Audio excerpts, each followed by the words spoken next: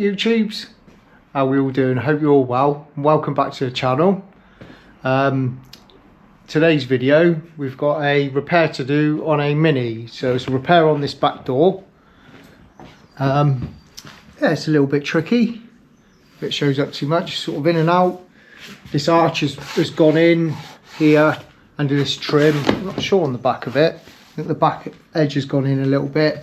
It's a bit kinked up here. Doesn't really show up too well in here. So yeah, repair to do on that anyway, and obviously paint that door, blend the rear quarter panel and blend into the front door for the colour. So yeah, we've done a couple of these of this colour now in the last few weeks. Yeah, it's a nice colour. It's like a metallic primer, that's what it is.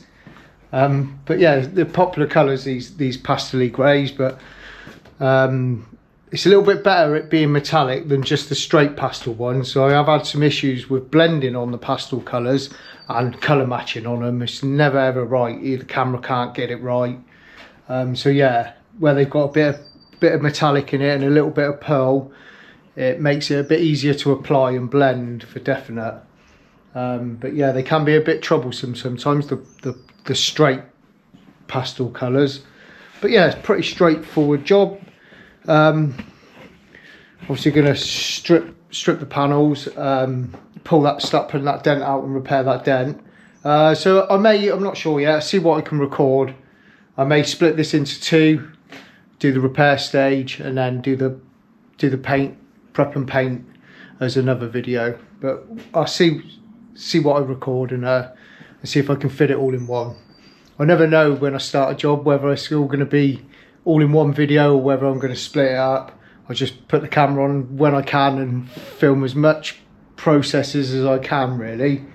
So yeah, that's it.